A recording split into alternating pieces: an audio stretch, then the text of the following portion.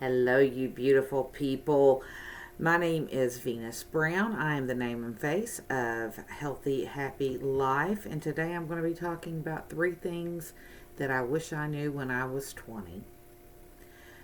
Um, which is kind of funny to think about because there's way more than three things that, if I could go back and talk to myself. But if I only had a few minutes to talk to my younger self and say, these are the things that I have learned in 28 years. I'm 48 years old, so there's a whole lot that I would tell my younger self. And the first thing would be they don't believe it now, but they have no idea how quickly time flies.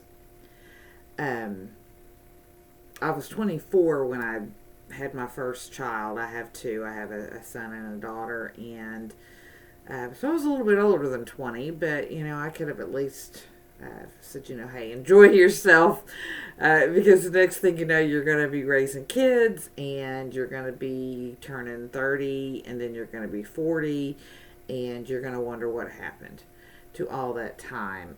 When they're little, you spend so much time making sure they're eating and they're behaving and they're learning about how to be a human being. And you, especially with your first child, you tend to think you're going to mess everything up. And you know what? Guess what, parents? You're going to mess things up. We are human beings. We are not perfect. We love our kids. We do the very best we can for them. And ultimately, at a certain point, we have to allow them to be their own humans. And trust in the fact that we did the very best for them. There's so many of us that are walking around with these trauma wounds and these abandonment issues, and I've got them myself. And my parents had very good intentions raising us, but they had lives and they made mistakes and they had fears and they had their own childhood abandonment issues and traumas and toxicity in their life that they had to either overcome or they never overcame and they learned to cope with. And unfortunately, those things do get passed down through generations. So I definitely would want my younger self, especially 20. There's so much life ahead of you at 20, to know just how quickly time will fly.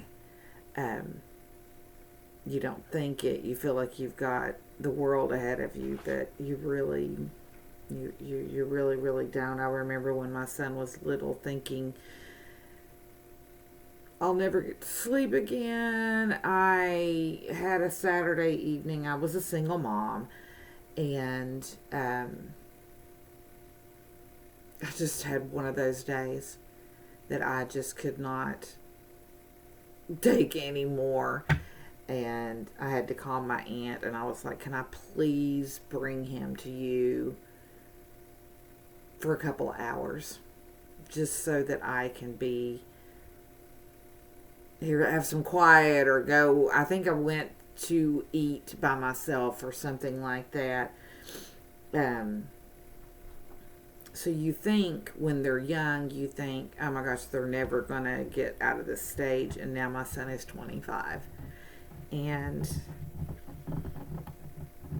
I didn't think I'd get emotional, but I am. And I'm so proud of him.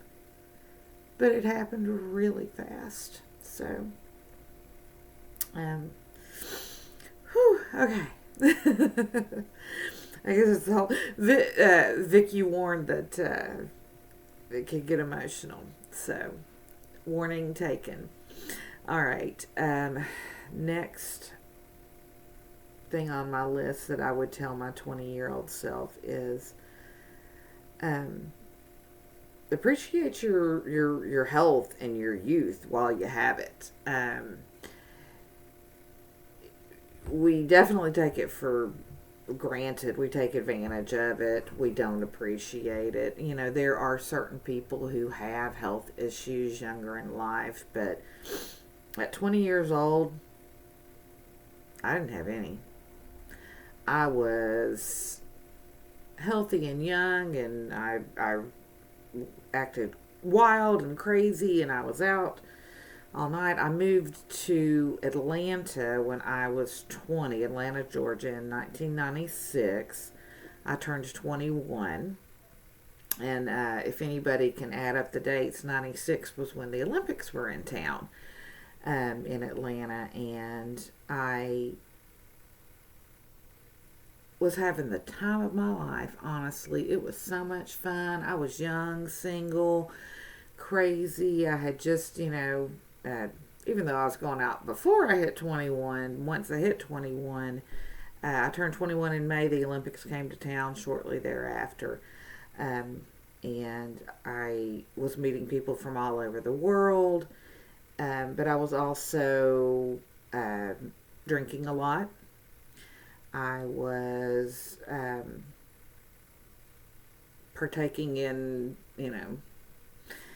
drugs and promiscuity, and just not appreciating the gift of my health and my body.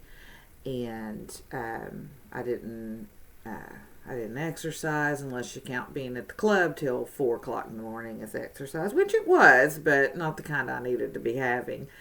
And I ate garbage food. I worked in a restaurant, and so I was eating, nachos and cheese and cheese fries. What am I trying to think of? Where the potato skins and burgers and chicken strips and, lots of tasty food, but all very greasy and not very healthy. And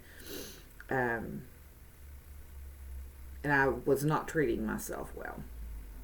I was letting people take advantage of me. I was hanging with, as my mother would have called it, the wrong crowd. But I, had so much potential that I was thrown away. But I was having fun. But I really wish that I would have took better care of my health. I wish I would have learned then to eat nutritiously. Now I do. Now I make sure I get plenty of fruits and vegetables, and I drink my water, and I avoid processed foods, and all the things that I should have been doing to prevent having poor health, which is why is what prompted me to do it later in life, to change my nutritional habits. And I'm so thankful that I did. I mean, better late than never. But